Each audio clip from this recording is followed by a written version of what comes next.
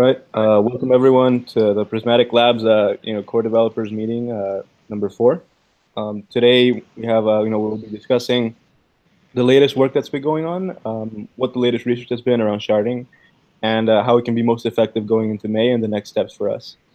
So, to kick things off, Terrence is not here unfortunately, but we will be discussing some of the latest committed PRs and what we have merged into the repo. So, Preston, you were doing code review for most of that, so maybe you want to talk a little bit about that. Yeah, I think the biggest part of our work over the last month is trying to get in line with the minimal sharding spec. So Terrence put out some work along with Enrique to really kind of bring us to par with other teams, kind of catching up with Python people and sort of where the researchers were. So we spent a lot of time back and forth on that one. That's the one I remember being the biggest PR. Does anyone want to talk more about that, or I can talk about something else too? Is there other things? Yeah, I think we were mostly just doing the Notary functionality that most likely, is kind of the most basic functionality for notaries. Ed header function is being worked on right now and submit votes, but those are more bound to change. So just whatever is more aligned with the minimal sharding protocol and what probably won't change over the next few weeks or months is, I think, the most effective thing to work on. So aside from that, we were also exploring concurrently local shard state and understanding how to, how we're going to be storing collations, what format they're going to be in. So there are two aspects to that I've been kind of taking charge on. So one of them is figuring out the modified Merkle tree that we're going to use for this, and also the other one is like the actual interface that notaries and proposers are going to have access to be able to store and fetch information from this database. Additionally, there's also been talks about what key value store or what sort of backend we're going to use for this. Given that level DB has been used in production since the start of Ethereum, now we have the opportunity to choose between other more mature solutions such as Badger. There's RocksDB that Parity, I believe, is using. So there was an issue that was posted on the Go Ethereum repo about the local key value store, and most of the concerns were that the code that has to do with the key value store is so spread out across the whole repo that it would require a major refactor to integrate it. And also, even though these other libraries may be more mature, their interface and the way you interact with it programmatically is it's not really in line with the way LevelDB works. So there was mention on the issue about how BadgerDB, while it may be more performant for writes and batch writes, it uses like a transactional interface, which is kind of different than what LevelDB uses. So there's a guy, we've been talking to somebody that's working on this specifically and benchmarking these different DBs, understanding how to integrate that. So, and on the local shard state storage side, so I started a PR number 100 to work on creating a shard interface. So a common struct that will be used across a sharding package for people to be able to store collations, fetch collations by hash, set canonical collations, check availability and such. So this is going to be a useful piece of functionality moving forward. And once we have this up and running, we'll have the ability to explore the actual backend. At the moment, I'm just using a simple map, just a key value store of of hashes to byte arrays. Yep. So with regards to BadgerDB, the bottleneck there is that it's transactional, so we're waiting on commits. If it has higher write throughput, isn't that still an improvement, or what's the? Do you know more context about? I think the consensus from the maintainers of Geth is that sure, if you can implement it and replace all the other code with it, then go ahead. Yep. Okay. Okay.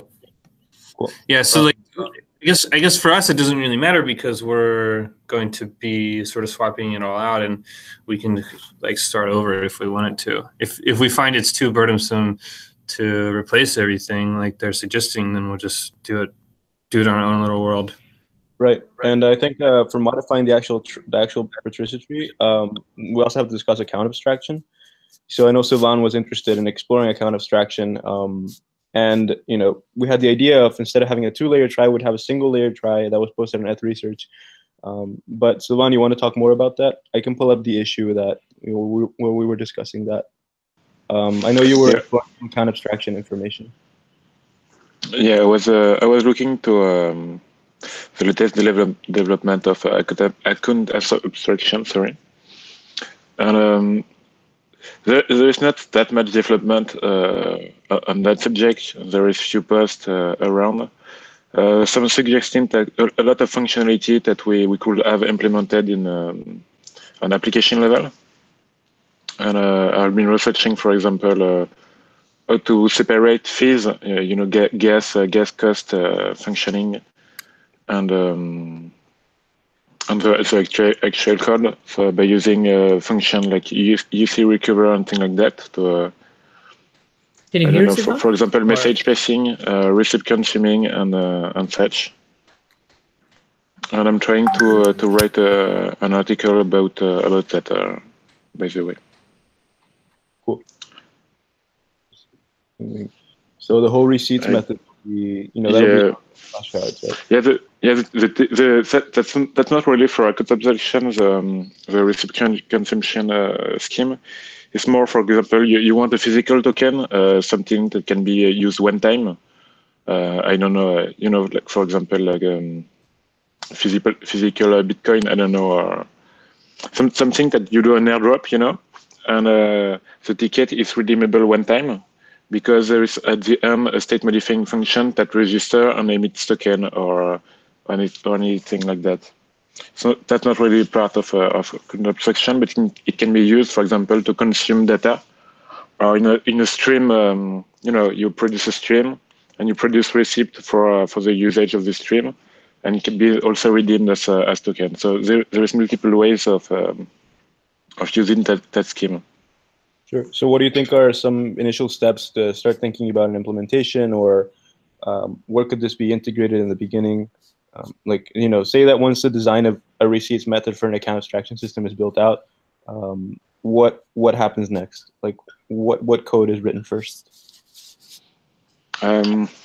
Okay, so first you will have to have the account, so the data, that kind of thing. You will need, for example, separate every time the message verification. I think about you take for example, what does your account verify? I don't know, a message, a code, anything. Yep. And from that you have a vast amount of function that you can have. For example, it will be UTXO account, normal account, default account, for example, that account that has not add code already. When you want, for example, change for the next era, if there is account abstraction, you will have to handle the case of having new account or sending account that does not have code at some point, but at some point that could have some. So there will be some kind of mechanism that you can take into account, and when we have a long list of what we could do, I think it will be more clear for everybody on what we could do and how we should implement it. But for receipt consumption part and an implementation, I made RFC 6992 verification method. I don't know exactly the RFC. 6962, yes. Yeah, certificate transparency. Okay. Basically, the describes the Montel-Merkel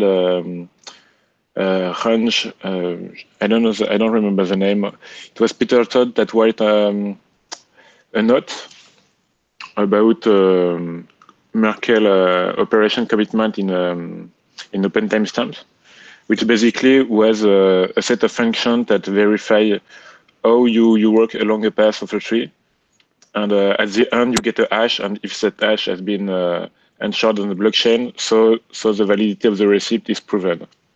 Hmm. And it could be you could work with like Reed Solomon trees that have like these built-in like reparation schemes. Yeah. Sorry, I looked a bit at Reed Solomon tree.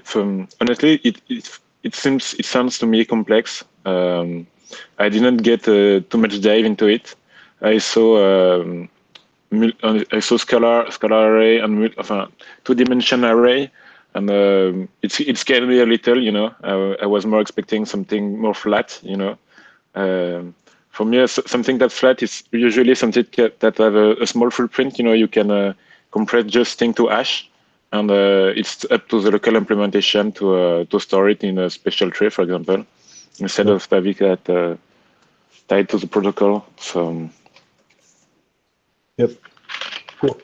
So moving forward, right? I think also for the month of May. So what we have on the horizon is to really iron out the whole local storage situation. So ideally, from my end, we would want to have want to be able to download collation information and have that stored on disk or have some sort of also in memory DB. So ideally, want that ironed out. And it could be a reference spec for the other teams and other implementations. So that's a big priority at the moment on my end. I think another thing is going to be revisiting P2P.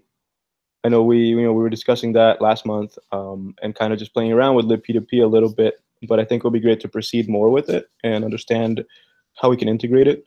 So I think a good way to proceed, and I think what's blocking is really understanding where we're going to, like where we'll be calling this P2P code. So in our implementation, it'll be when we want to sync or fetch information about collation availability. So we can start there, see where how we can build out a protocol or build out a libp2p functionality that does that. I know Preston was interested in exploring P2P. I don't know if you want to chat about that. Yeah, so I'd started kind of just like messing around with sending like mock messages that are like loosely related to sharding. There's not really anything we could use, but kind of like exploring, well, what kind of messages do we need? Like, we need to be able to sync and fetch collations joining for the first time after the shard chain's been going on for a while, but also like propagating the same things. Like as the chain grows, you want to propagate these collations to everyone else. And same with like transactions, like how are those going to work? And I was really exploring the concept that we talked about in one of our Medium posts a couple weeks ago, where it's like the torus-shaped network, where messages are they're propagated to neighboring shards. So not necessarily like propagated to everyone. You're not connected to everyone, but you're connected to, like, if you're in shard 5, you may be connected to people in shard 4 and 6. Mm-hmm. And if you somehow come across a transaction that is meant for, or some kind of object that's meant for shard 10, well, then you give it to the person in shard 6, and then they'll keep propagating it to the right until it finally reaches that shard, and then it will get propagated through there. So that people who, maybe they're necessarily only listening on shard 4 because that's where their smart contract is, but maybe they have an account on another shard, and instead of having to like sync entirely via the shard, they can kind of use like a light client and propagate it from where they are without it being connected to somebody on shard 10. So that's kind of where I was. I kind of lost progress on that because I've been dedicating most of my time to code review and kind of just keeping up with the research team. So I haven't made too much progress in the last couple of weeks, but I still have like a lot of ideas, and if someone wants to work on this, like, I'm really excited about it. So we should like try to work together. We can try integrating that or building out something for that purpose of like notaries downloading collation availability. So say that you've been selected as a notary, and then in our code we have a receiver method in the shard struct that's fetch collation on or fetch collation availability, whatever, and you pass in the shard ID and the period. So then that function could be integrating some of the libp2p functionality. So we can either try out some sort of, we can try out building like a DHT sort of thing, like, some sort of method to be able to do peer discovery in this toroidal method. Yeah, or so, like even like slowing it down, like to keeping it simple, like instead of thinking about discovery, we'll just manually add the e-nodes and people we want to connect to for a really like proof of concept local implementation. And with that, we have the collation serialization, the blob serialization. Like that's pretty much done. I had a lot of concerns about the reusability of it because it was really specific and had a lot of knowledge of collations and sharding, in particular when the serialization.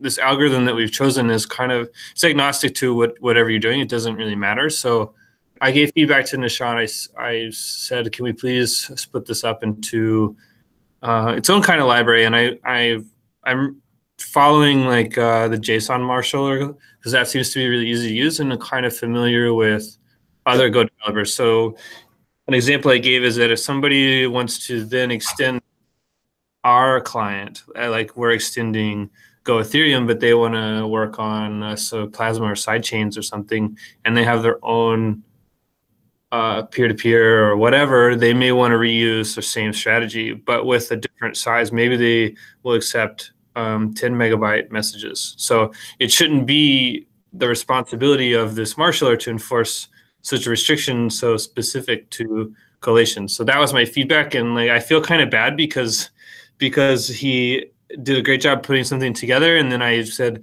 can you redo it from the beginning? And then I'm saying it again. So I kind of feel bad, but I think it's for good here. Yeah. I think also it's pretty much like the algorithm is pretty much done, right? So it's just a matter of refactoring to accomplish that. Yeah, well, the tests aren't passing, so the algorithm may not be implemented correctly. I haven't spent much time looking into it. I'm sure that it's fine, but we need to just get a couple round trip tests with different kinds of arbitrary data so that I can be satisfied that it'll work. Be the same as it should be as the RLP package, right? Where you can do that. You can use that for anything. It's not specific to Ethereum. Yeah, exactly.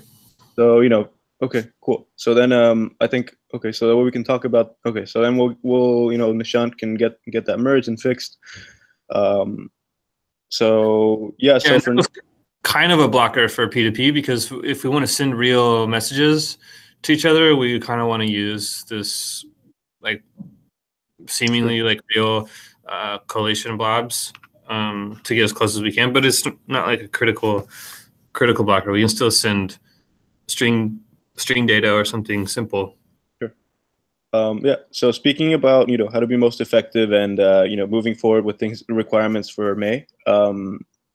Sylvan and Enrique, so there are a few things on the horizon, right? Would love to get your thoughts on what you personally would be interested in working on. So there's P2P, there's account abstraction. I know that Sylvan is interested in that, but we should discuss a little bit more concrete action items and what sort of code can be committed and designed. And then Enrique, on your side, just want to get a feeling for what you'd be interested in working on for the month of May. There's interesting stuff about benchmarking that I know you might be interested in from a distributed system standpoint with the key value stores, but just want to get an idea of what you would be interested in working on. Okay, I'll be interested to work with the smart contract, I think. Cool. But I need to do some catching up now with things. Yeah, I was trying to come up with some idea, and what I came up with now, what I'm working with at work is similar to what Vlad proposed in the workshop. The merge blocks situation? Yeah, so to make some, but I'm doing something like an hierarchical sharding scheme just for testing multi-shard transactions. Yep. Yeah, because my work is gonna be around the load balancer, let's say. Yep. And I cannot have a load balancer without a multi-shard transaction. So, and that's not very clear how we're gonna do it in the current scheme. So how would that look like? Do you think you're going to run some experiments with some machines over your, over your cluster? Yeah. Cool. Or even do first. I want to do some simulations.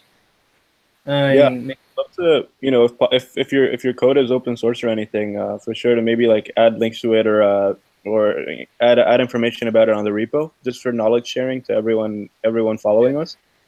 So either like create an issue where you explore that, hey, I'm working on some simulations for this situation. Here's some of my code. Here's what I've been writing about, and then get the thoughts from people in the community. So I think that could be really beneficial. And then Sylvain, in terms of account abstraction code. So yeah, you're talking about the next steps, which are going to be working on the actual modification of the account code, and then also on message verification, right? So in terms of like any concrete PRs or issues, like, would you be interested in actually, like coming up with a design for modifying the account code in Geth, and seeing if we can try to use some of those concepts, or at least explore them and have an ongoing research thread about that, via an issue or a PR or whatnot? So something tangible. Yeah. Yeah, the thing is, I'm thinking about something like that. I'm not having good ideas on how to do that. Sure. That's why I come up with the recipe scheme. It was for me, I think it's more like in an exploration state. We have seen Justin coming up with a scheme for Elixir, for example. There was another one recently with converting EOA addresses. Yeah, like every address is a contract. Yeah, this one. And I'm thinking about what could be done on application level.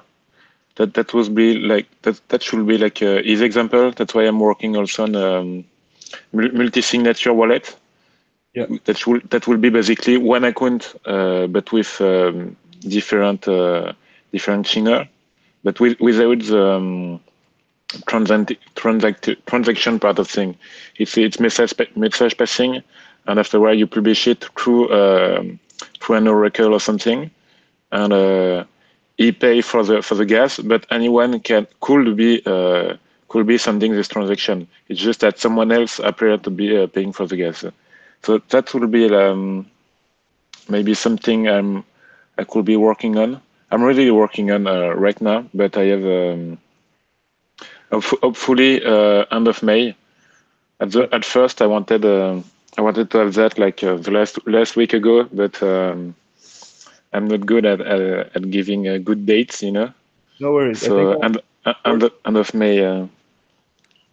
I think what's most important is just having all this knowledge be available on a repo and being transparent. So like, if it's not something tangible at the moment and you're still in the exploratory phase, like either creating issues or like, keeping the threads and the research like localized to those issues, but making sure that we're always committing writing text about it, our design, Google Docs and such.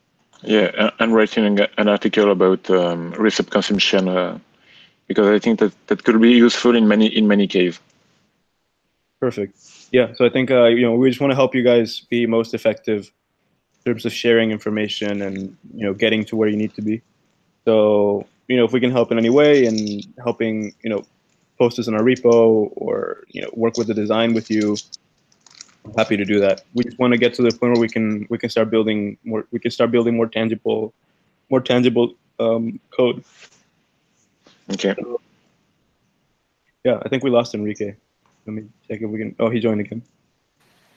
Yeah, Enrique, I was just saying that we just want to help you guys kind of be, we want to help you guys do what you need to do effectively and be able to share your knowledge with the team and also with the greater community. So, like I said, if you're working on something, then, please start an issue, start a Google Doc, let us know with the team, let us know if you want help kind of posting it on our repo, and just exploring that research. Just have ongoing research threads happening on our repo. I think that will be really effective for everyone to see. Because we don't want to keep all of our knowledge just constrained to ourselves. We just want to be, make sure that everyone knows kind of what everyone is doing, even if you're not writing code. Just like, keeping everyone on the same page. Does anyone want to add to that, or Preston, have any thoughts? Yeah, I mean, a lot of our stuff is we started in a Google Doc and kind of get quick feedback and then commit that to some outward facing thing, because the Google Docs are either hard to find for people or impossible to access just because of you may have to be signed in or something. So if we can keep things public, that's best. But whatever gets you there faster is what I think is best. So if you need to do it in a Google Doc or on a piece of paper or whatever, so it's fine. Yeah, whatever you guys need to help us get this information out there to people, we'd be more than willing to help out. If you want feedback on your ideas or thoughts, happy to help out as well. But yeah, I'm really interested in the account abstraction code. I think that that's something that is being explored a lot, but would love to see more simulations or examples or actual code modifications. So that's really interesting. So I just want to give also a quick recap of where things stand on the research side, just to make sure that everyone is kind of on the same page. So you guys have been seeing a lot of talk about RAMDAO and random beacon chains and kind of what this is about. So the main concern that was raised in for this approach to sharding is that there is so much dependency on the sharding manager contract and its capacity to handle all the different add header and submit vote functions. So that's basically one of the it creates this upper bound constraint on how many shards there can be. So we can't just have like 1 million shards. There's going to be basically a function call to this contract for every single shard. So the idea that they've been proposing is really having a random beacon chain that's inspired by Definity's chain that kind of sits below the main chain and is connected somehow. And that chain serves as like the source of, has a source of randomness to be able to select notaries effectively. And essentially, every single shard, every single collation on a shard will be pointing to a block on this random beacon chain. So that way, they're going to have some sort of like interlink. And that allows you to do interesting things, such as, having each shard have its own, like, specific fork choice rule, having really, really strong, fast pseudo-randomness, not having to depend on the load capacity of the SMC. So you gain a lot of interesting things. You also gain you also gain the ability to do like off-chain collation headers. So you can there are schemes that are explored in Net Research to be able to store collation information off-chain. And basically, you'll never have to do this SMC calls. So that gives you faster finality times and a lot of guarantees that were not possible before. So that's kind of what's been explored, what they're currently talking about over on Net Research. Aside from that, there's discussions, there have been fewer discussions about state execution, because obviously that's a lot further away. I think the EVM situation is not really being discussed. It's kind of being left for the future.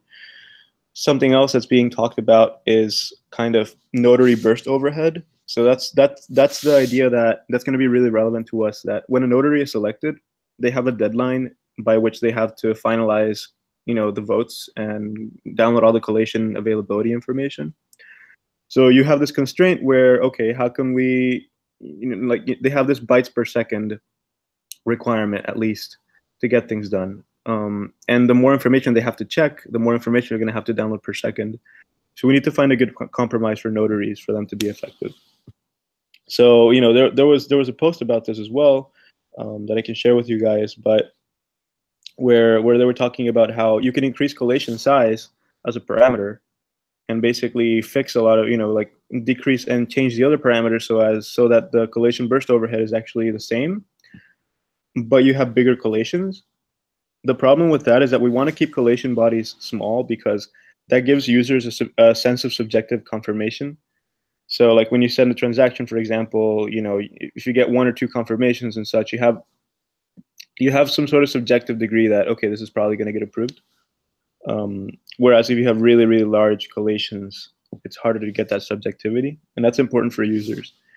So that's one thing that's immediately relevant to us that's been going on the research side. understanding, like the throughput of data availability checking for notaries. Aside from that, there's the account abstraction talk, which Sylvain has been exploring. So those are mostly like the three concurrent things happening on the research. I think that they're really bullish about, they're really confident about the random beacon chain RANDAO approach. And Vitalik even put out a simulation in Python. I don't know if you guys saw it on Twitter and such, but yeah, you can try running it, and it gives you some interesting metrics about how this would work in practice. Right?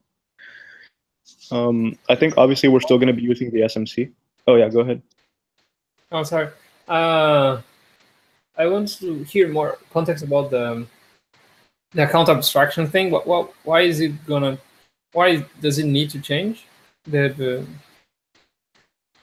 So you're changing the Merkle tree, the Patricia tree. The entire structure of accounts, I think.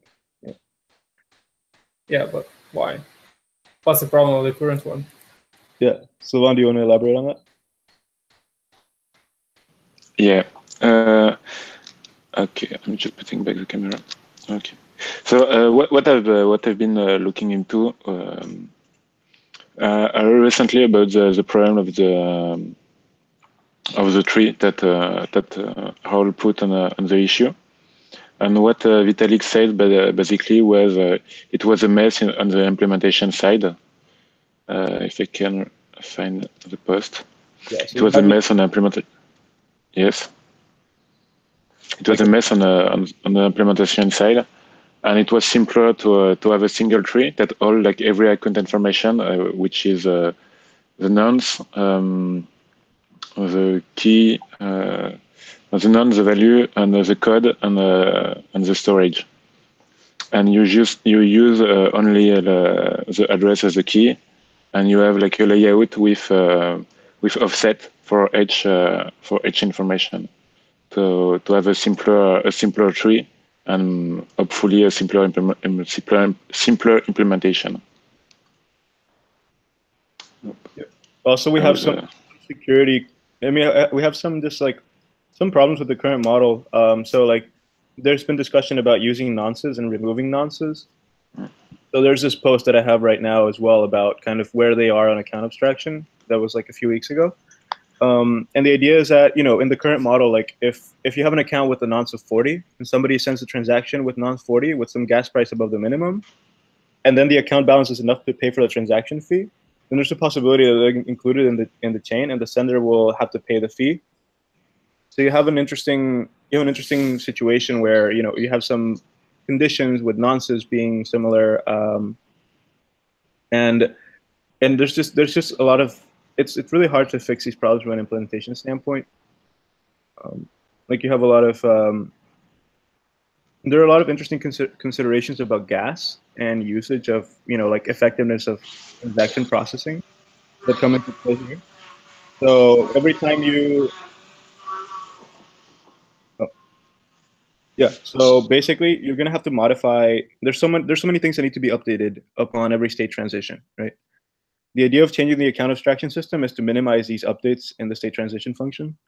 Like you have to update the nonce, you have to update a lot of different things in the state trie. You have to go down 2 layers into the state trie because there's like the accounts tree, and then inside each account there's a storage tree. And imagine how much of a mess it would be with cross-shard transactions, where you'd have to fetch information across a bunch of different shards in different state trees in different layers, and also update different nonces across different places. So the whole idea is just to minimize the number of things that would need to be updated on the state transition function. I think that's one of the motivations for the system to change. But yeah, at the end, is logarithm. I don't know. I don't know if you can get around that. Around the, like if you update a variable in a smart contract, let's say, you have to go to the account and then to the variable and then back to the roots of the. I don't know if there's a way around this. Yeah, but I think having nonces like adds to like a little bit of the complexity, and also adds to the number of things that nodes have to do and check and verify. So even if we can reduce this, I think it's a big improvement. And I think this all goes back to the idea that like sharding is not backwards compatible. So we have the ability to just modify things from the ground up and make them better. So it's just a general sentiment as well of making things better since, when they were designed. But if you don't have nonsense, like you're open to replay attacks, I think. Or is it? Yeah, but they're coming up with a different scheme that still solves replay attack problems. I think either by like modifying the structure of transactions themselves to have some sort of other fee. Yeah, that I heard like the proposal for. I liked it. Like you in the transaction you have like access lists, so things you access. That's gonna make. It's gonna be way better to handle conflicts in the. Right, but I think it adds too much complexity to the user. Yeah, but it's much better to execute cross-shard transactions because then you know what transactions need to be ordered and the ones that you can append transactions that don't need to be ordered anywhere. So. Yeah, I'm wondering where they currently stand on that because last time I asked the research team about that at the Type A event. They said that they don't think access lists are going to be in production. Yeah. Yeah. So I'm not sure. But yeah, so if you guys look on ETH Research, those are mostly the things that are happening. Just offloading collation information off chain, pseudo randomness through random chains and DLS signatures and sort of things. And also, there's a lot of there's stuff happening around like data availability and like witness sizes. And what's the progress about the file communication that we discussed? So like the proposal through the proposals done through the file system. Yeah. Oh yeah. So there's no proposal collation game anymore. Yeah. Yeah, they just submit the header directly to the SMC. Okay, they're gonna use the log. Oh. Yeah. But yeah. Okay, it's gonna be way simpler.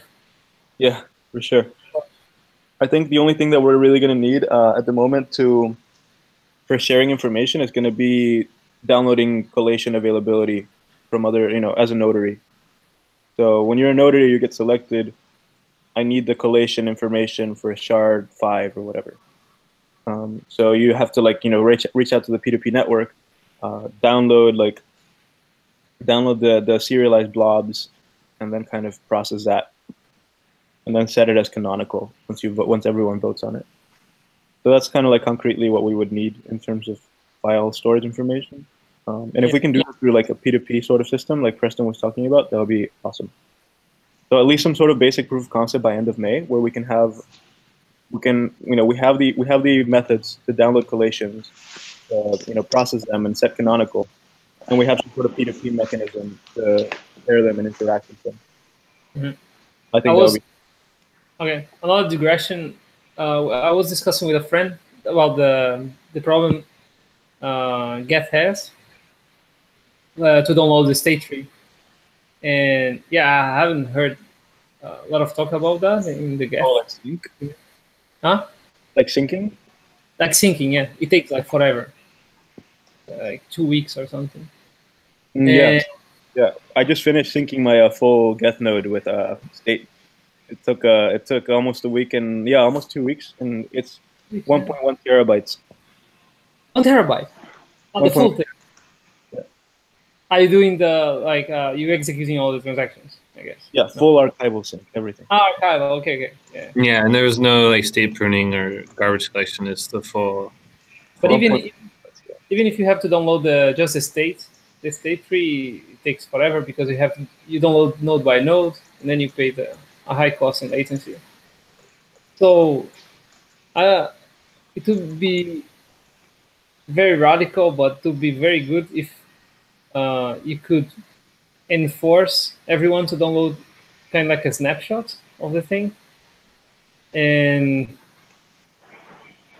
you can download a serialized version of the state tree. Then you don't have to download the full node by node. Because if you have a snapshot, you'll have more confidence that it's of what you're going to be downloading ahead of time. No, yeah, no, because you have so to download the state tree, if you download like 1 kilobyte per client, uh, you wait for the round trip. So you download 1 kilobyte, wait, download another. Yeah. Yeah, then it takes forever. But if you could download, and you cannot download the whole thing because the client is going to be very bad for the client to access this, access the state tree, a bunch of the nodes of the state tree, let's say. It's going to be very costly for the client just to give it to you like that. So it would be much better if the client had like a chunk of bytes already serialized, and then it can just give it to you. And then you can do like Merkle tree and prove that do like a torrent about that for the state tree. Basically, like imposing this upfront, like download constraint on every single full node, but every single future full node will have an easier time syncing. The idea. So the way Parity does it, I think, is very centralized. So they have all the clients. Because you can do this warp sync. Yeah. You have the full state serialized, divided in chunks, but I don't know where you download it from. From a few sources. Yeah. Yeah. Cool. Awesome. That could be interesting. Yeah, that could be interesting to talk about. Yeah, you're right. There haven't been many discussions on state sync. So, okay, so let's talk about some concrete action items and kind of things to keep in mind moving into the month. So in terms of, I'll start with, from my end, Preston, if you could help us out, take some notes. That'd be good. So for me, I want to, get the whole interface with methods for shards and the struct ready to check for collation availability, set information as canonical, interact with a KV store that can be swapped out. That's the actual KV store is going to be actual ongoing research. So I'm just going to use a simple KV store for a moment. And work on getting that interface all ready and polished. After that, we'll be able to plug in the P2P functionality into that. So, in the get collation from shard or whatever, we can have actual, P2P functionality where you sync it with other nodes and you fetch from other nodes. So that's something else to be worked on. I know Preston was interested in, coming up with a proof of concept for that. So as the implementation becomes a little bit more clear, we can have a better idea of a deliverable for that. So that could be, I think that's another action item. Sylvan, on your end, I think it could be effective if you just share a lot more, share more of what you're working on in terms of what you're thinking about. If you have any docs or Google Docs, don't worry about it being perfect. It's just for knowledge sharing and to making sure everyone's on the same page. So either starting more issues on GitHub, starting more Google Docs, and starting more discussions about thoughts on account abstraction. So hopefully by end of May, we'll have the idea, we'll start be able to create some simulations or modifications to the code and playing around with the different models and see what we can come up with. And then Enrique, on your side, we'll be discussing more, after this call, we'll be thinking more about the sharding manager contract, what else could be modified or what could be worked on with respect to that. And also, if you could share more information about your current work and your current simulations about the cross-shard execution, we'd love to see that. We'd love to see some threads or issues started on a repo. So yeah, just making sure everyone is on the same page. And then, oh, hey, Nishant, I just realized you joined. Hey, sorry guys. I thought it was like 1 hour later. I just saw my messages. No worries, no worries. Yeah, so we can give you a quick recap after the call. But we're just talking about some action items at the moment. Preston, do you want to talk about maybe what you want to work on? Yeah, well, we have we over the last month put out our first Gitcoin issue, which someone by the name Connor Christie, their GitHub handle, they really put together a lot of work into yeah, and they answered a lot of our questions on like what we wanted, and I'm looking at it now. It's just within the last day that they've submitted something near to be complete. So I'd like to spend a little bit of time reviewing that and kind of talking about that, because just for context, if you guys don't know, the issue was that we really wanted some kind of graphical interface where we can kind of see what's going on in the sharded universe, kind of like ETHStats or Amber Data, or any of those like platforms that has nice charts and you can look at and kind of track transactions and sort of see what's happening. So we kind of working with the Gitcoin team to put something together, and they graciously funded our first issues, which got picked up almost immediately, and we've had a lot of activity on that over the past couple weeks. It's pretty exciting stuff. I'd like to spend a little bit of time kind of looking at that. Yeah, so we can maybe think about what other, after we close this bounty, think about what other bounties we could start for the month of May. I think obviously the first one that comes to mind is benchmarking KV stores. That's something else that could be bountied. Yeah. There's, that could really incentivize people to put more, aggregate their knowledge into one single thread. Yeah, I think it was really cool. I think we had a really good experience with like Gitcoin. Like a few people showed interest, and it was really cool. So. Yeah, I think a benchmarking issue would be great after we have sort of a working concept. So like after your work with the interface to store data, it'll be easily extensible so that you can change out that backend. And then at that point, we can put up the issue like, okay, well, here's this interface, and I use that to choose the correct backend and provide data, like why it's a good idea. So that can be coming soon. More what I want to work on is I really want to wrap up this P2P proof of concept. I'm trying not to get too distracted. There's so much going on, but yeah, that's kind of what my major goal for this month is to come up with P2P proof of concept and kind of finalize what messages we're hoping to send. I know that the Python team has a good outline, and we can kind of start with that. So I guess a concrete goal is that we will have 2 or more of our clients talking to each other by the end of May. That's my goal. So I think speaking about this and greater implementation, it's a little bit hard to figure out where to begin. Where you kind of we need to figure out P2P. But where exactly is that code going to live in our application, in our client? Or we need to figure out shard state local storage. Where is that going to live? So if we can define these sort of entry points, it makes it a lot easier to get started and get the concrete code committed. So that's something I would love to talk to you, Sylvan, about more offline or after the call, about where exactly we could start putting in some account abstraction code, trying out the different models, and that just makes it easier for everyone to come up with PRs and ideas.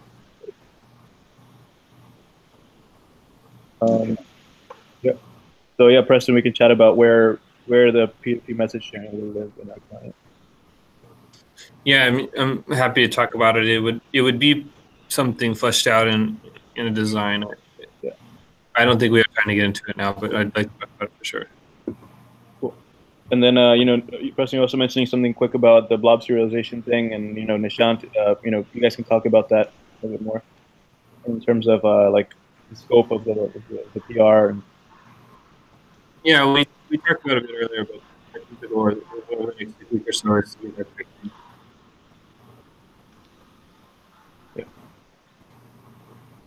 Yeah, so I think 92 is almost done, which is blob serialization. And I think this can be a really useful library, not just for sharding, but just for everyone that wants to follow this another scheme.